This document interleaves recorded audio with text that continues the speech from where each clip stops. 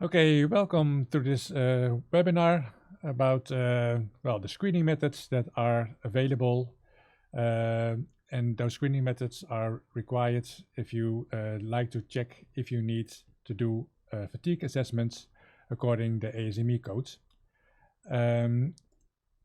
About me, my name is Harold Ottens, and I work as a project engineer at Dynaflow Research Group since 2019, and basically I'm responsible for a kind of wide variety of applications for consultancy projects, mainly FEA and CFD simulations, and related to the FEA simulations, most were performed to assess fatigue assessments according to the ASME 8 Division 2. I'm not going to do an FEA simulation in this webinar. I only like to emphasize if a fatigue assessment is required or not, according to the ASME coding. As you probably know, ASME boiler and pressure vessels has a quite of number of editions and sections. And basically we are looking at section number 8, which is related to pressure vessels. And that is divided in 3 different divisions, division 1, 2, and 3. And I think most of you, when you design a pressure vessel or a boiler, then you will follow the rules that are provided in division 1. And division 1 is basically your design by rules.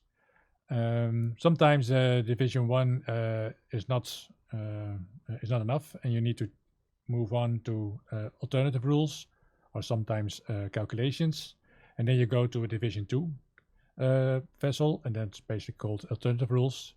And the division 3 is mainly for high pressure vessels, and high pressure vessels are more related to pressures when you have 17 megapascals or 10 KSI, but it's not that as soon as you have a pressure in that limits that you need to apply division 3. You can also still apply division 1 and 2. It's just a separate edition. So if we look at division 1, it's all about safety. You need to have a safe design of your pressure vessel, and you can imagine that you need to cover quite some aspects, because first of all you need to define what are the materials that you use. Then you need to know, of course, what are the material properties. You need to know, what are the requirements in general, and then what kind of loads do I have to take into account in my design. When of course your design is ready, you know what kind of materials, then you need to fabricate it. So fabrication, there are also some rules in the division 1, and then inspecting and testing is also a different of a separate section. Like I mentioned, we're looking for the fatigue, and fatigue is more or less related to loads. So where are the loads? Which loads are to be considered if you make a design in division 1? Well, that is written in section UG22. And basically it states that the forces applied to a vessel or its structural attachments, those are referred to as loads. And of course, your first step is to determine the magnitude of these loads. And those can be based on past experience, but also on several design coding, different calculations or testing. Different loads can be considered. Design pressure, of course, because we're looking at pressure vessels. The pressure can, of course, be internal and external. Your dead loads, so are the weights of your vessel, or any equipment that is attached to it. Wind loads of earthquake loads, they're of course dependent on the location where you are. Temperature loads, what kind of liquid or gas is inside. So is it hot? Is it cold? That has impact on your allowable stresses of your vessel. Do you have piping attached to your vessel? So then you have also take into account the piping loads, any impact load or cyclic loads, and of course also when you do a test, you have to account for the hydrostatic test pressure. And of course, you can also have some different combinations together. So you can have a temperature load together with a pressure, and that loads are well common always present. The only thing that you don't need to combine is a wind load or earthquake loads. Those are always separated. But fatigue is basically not really covered in this list. Although it was saying that you had to account for pressure and thermal, but it was not mentioned for thermal cycles or pressure cycles. And if you really look to the coding, then yeah, basically division 1 does not provide any rules for fatigue. But that doesn't mean that you don't need to take it into account. If you have a serious oscillating pressure and thermal loads, then normally you go to the section to the division 2, where the rules are available to assess for fatigue. And it's a misunderstanding that as soon as you go to division 2 for the fatigue, that you have a division 2 vessel. You can still have a division 1 vessel if your vessel is according to the screening methods that I will explain in this webinar. So what are the screening options? Basically, those are provided in section 5.5.2 in the division 2. It can be based on a previous experience with comparable equipment. For example, you have a vessel and you make an exact copy of it. The only thing is that you have to have enough experience of at least experience with fatigue cycles that you have to that you can use in your design. For example, if you have experience for a vessel that is standing there and operating for 20 years, and you want to have a design for 30 years, then of course you don't have enough experience, and you cannot saying, okay, I can fulfill this screening option, so I don't need to do any fatigue assessments. Also, there are some attachments, for example, not fully partly penetration welds or the fillet welds. If you have these in your design, then also there is a note in this section that's stating if you have that, you still need to do a fatigue assessment. Well, if you don't have any experience with for example, you have a unique vessel, then there are two options, method A and method B, described in the coding. And basically, method A is allowed for if you have an ultimate stress that is lower than 552 megapascals or the 80 KSI. And method B can be used for all materials. If you know, for example, already that the number of cycles is more than 1 million, then you can also skip these screening options, because then a fatigue analysis is always required. So method A. Method A is basically the quickest one of the two screening options. So what you have to take into account? Well, the first step is basically to check what is your full range of your design pressure, and then to check how many cycles do I have. For example, I have a vessel and you have a design pressure of 60, and you have in the operating it's oscillating between 30 and 50. You still need to check if I, for example, shut down and start up my vessel. That is then basically one cycle for your full range design pressure. So if you have a lifetime of 30 years and you want to shut down it for twice a year, then the number of cycles will be 60. Then, of course, you need to check also for your operating cycles, and that is in this case the range between 30 and 50. So that's your pressure cycle. Then there is a rule stating that if the the range of this pressure exceeds 20% of the design pressure, and that's for the integral parts, then you need to take into account these number of cycles. So in this case, we have a design pressure of 60. That means 20% is 12, and we see that the range is 20. So in this case, the number of we need to take into account the pressure cycles in this case. When you have a non-integral part, so for example a bolted connection, then the range of pressure reduces to 15% of the design pressure. There's also something about the thermal cycles mentioned in the coding.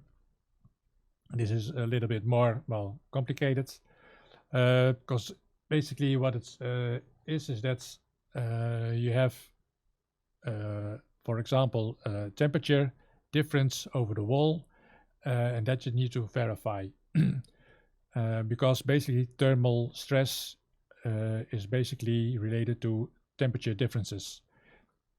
If you do, for example, you have a temperature range of 20 degrees and 160 degrees, and it's not that you can say, okay, I have 20 Celsius, that's my steady state condition. I have a steady state condition of 160, because in 160 steady state, then of course the temperature over your wall is almost the same. You need to also take into account the transient effect. That means that, for example, you have the condition at 20 degrees, and then instantly the hot steam or whatever you have at one part of the shell. Then you have to take into account that there's a high thermal gradient in your shell, and that is basically the delta T that you need to take into account. And there's also a rule that you have to look through the wall, but also in the longitudinal direction, where you have to, where there's a length defined, and you can also find it in the coding.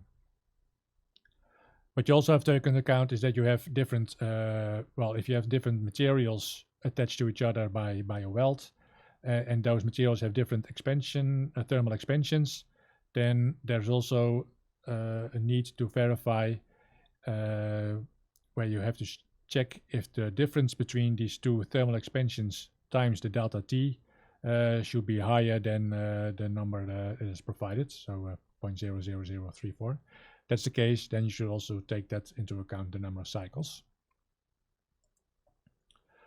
And then there is some kind of, basically a sort of penalty or temperature factor that you need to take into account.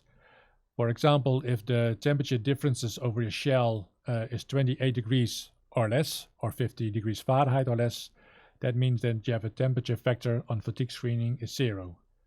This means that if you have only a small temperature range in your thermal cycle, there's no need for the fatigue screening. However, if you have a high temperature differences, then the issue of thermal stresses become more significant, and then your fatigue screening criteria requires a higher factor, so it can easily go up to 20. So that's something that you have to take into account.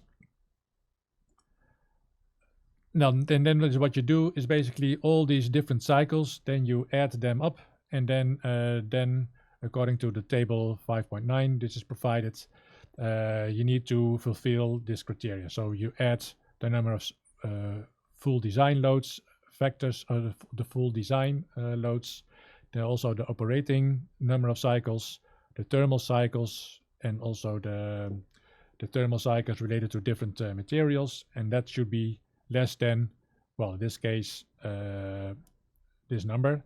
And these numbers differ for the different type of components. If you have an integral construction, then you take the number of 1000. Unless you have some nozzle in the knuckle region, then the criteria is 350. Then there's also a method B. And method B is a little bit more work because basically you need to have the fatigue curve for the material that is that you have for your pressure vessel.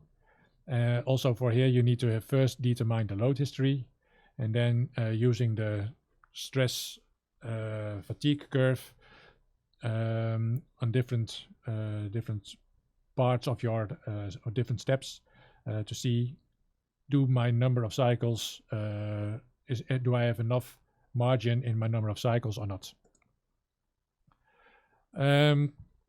Also for the method B, there are some penalty factors, basically stating that for different kind of constructions you need to have different fatigue screening criteria factors. So we have a C1 and a C2, and you would need those numbers in the equations that are provided in the code.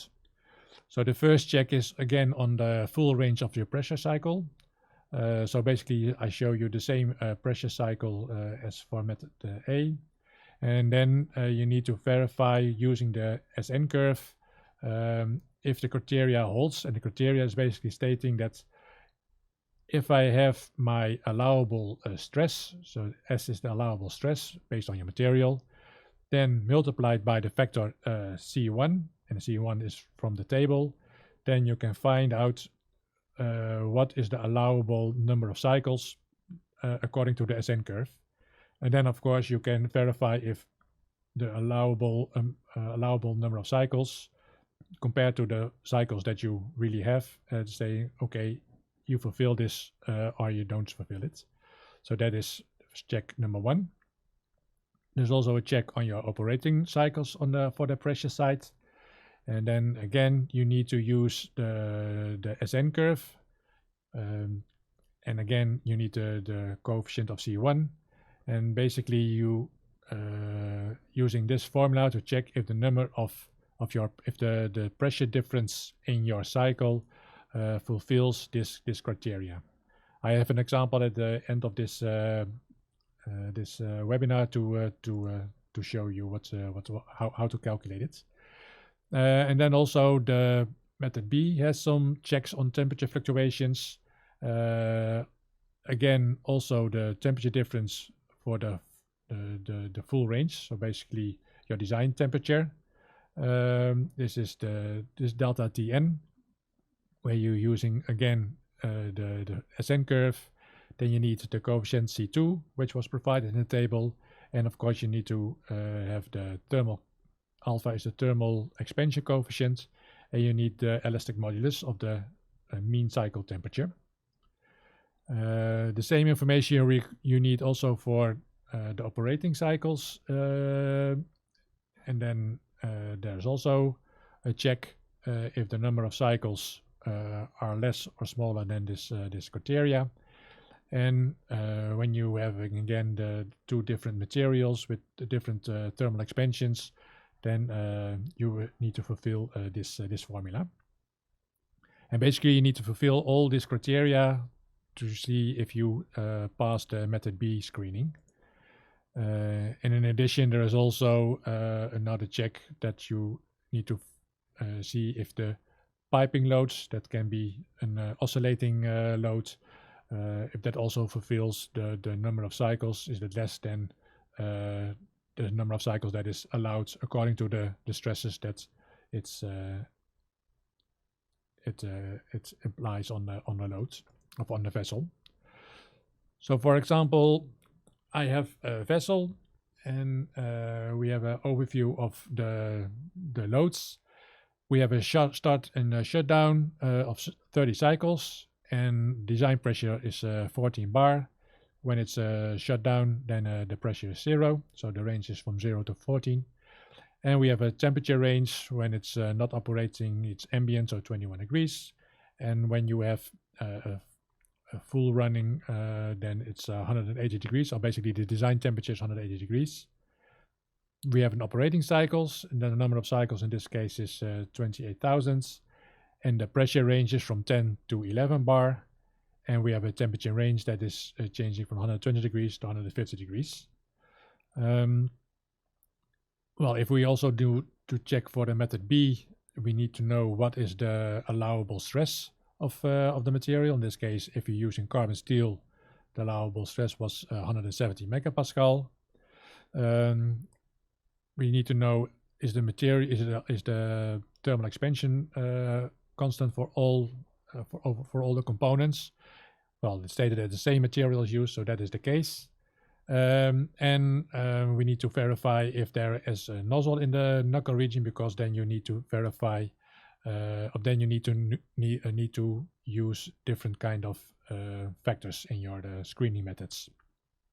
In this case, it has a nozzle in the knuckle region. So how does this look like if you apply this for method A? Well, we already saw that the full number of cycles was 30, so startup and a shutdown. Then we have a pressure range. If we say 20% of the design pressure, in this case is 20% of 14 bar, that means that the design range should be 2.8 bar. In our case, the range was only 1 bar, so that means that the number of pressure cycles, we can say it's 0. Then we have this temperature range. So basically, the operating one, that is a range from 30 degrees, and we have it, a number of cycles is 28,000. Well, if we look in the table, 30 degrees, that means between 29 and 56, so then the temperature factor is 1. So then we have 28,000 times 1, so that's the number of cycles to take into account. And for the startup and shutdown, the temperature was 159, and then we had this number of cycles was 30, but the penalty factor was 8, so then it means 8 times 30. And since all same material, this factor is 0.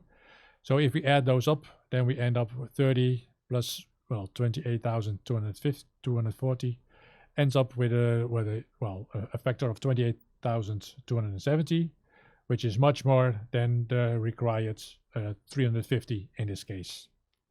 So we can see that according to method A, you need to do a fatigue assessment. Well, maybe it's good to see that if the operating temperature was 2 degrees or less, so now we have 30 degrees, but if it was, the delta T was only 28 degrees, that means that we had a number 28 or less, so then the temperature, the factor would become 0, so then this 28,000 would be gone, so then we only have a number of cycles of 270, and then it would have passed. So that is something that's that is part of this this exercise. So gives you more insight in how to do it. Another thing is that you might take into account for this well, if it happens, that if you do for example a thermal transient analysis to see if the temperature in your vessel over the thickness of your shell is really, in this case, 30 degrees, or for example, if the temperature is just slowly going from 20 to the operating temperature, then you might have some thermal effects that the temperature difference over the shell is becoming smaller. But then, of course, you need to do a thermal transient analysis first. So if you don't want to do it, then, well, you follow this method and then you see it fails.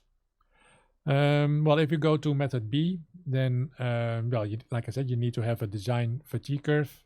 And those can be found in Annex 3F. And there are different curves provided. And depending on the material type, you can select, or you have to select the proper one. Well, for us, it is carbon steel, so we could use the first one. And then the first check was on the full range of the pressure cycle. So how does it work? So basically, we have the allowable stress. This was 117 megapascal. We have this factor C1 is 4. So you multiply it, so you end up with 468 megapascals. So then you take your fatigue curve, you look up the value of 468, and you check what is the allowable number cycles that is allowed. In this case, it was 2000. Well, we only had 30, so 30 is less than 2000. So this check is passed.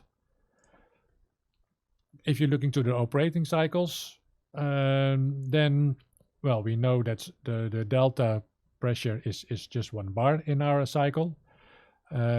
We know that we have 28,000 of cycles. So then basically you can also look up what is my allowable stress amplitude for this number of cycles. And if you're using the curve, you will end up with a value of 200 megapascal.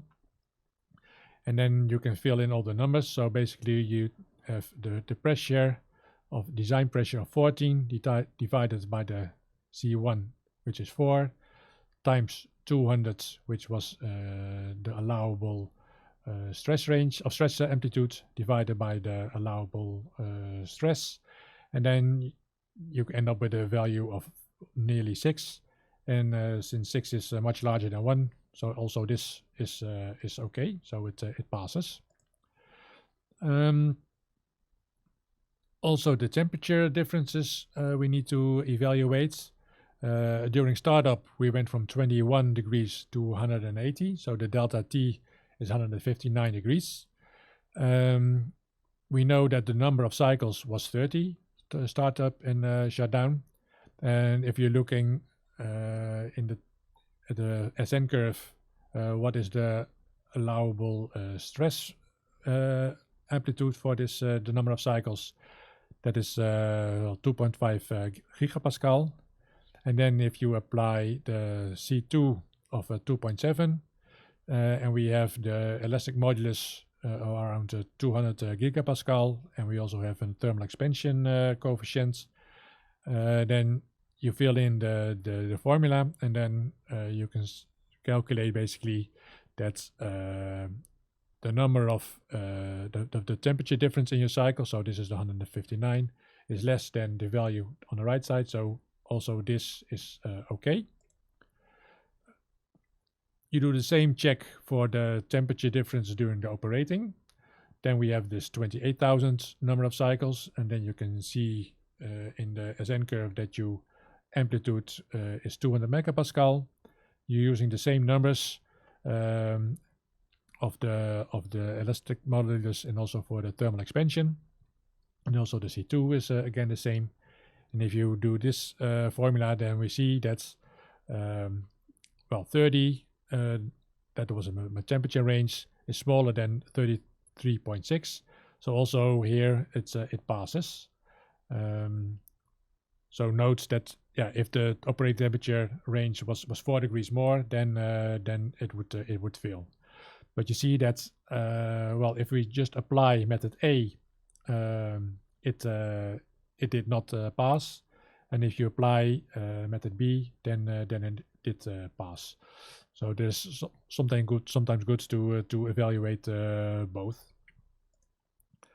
So basically that's ending my webinar. So well, I hope that I explained a bit on the screening options that are available. And well, if the screening options showing that you need to do a fatigue evaluation, then of course there are different options available. You can do a full elastic stress analysis or elastic plastic analysis, and also there is a parts section related to welds. Well, if you need to do this kind of analysis, then well, we are always happy to provide assistance for you, and you can find, of course, more information on our website. And basically, that's about it about this webinar. So if you have any questions or comments, please reply to this webinar, and then we'll come back to you. So thank you for your attention.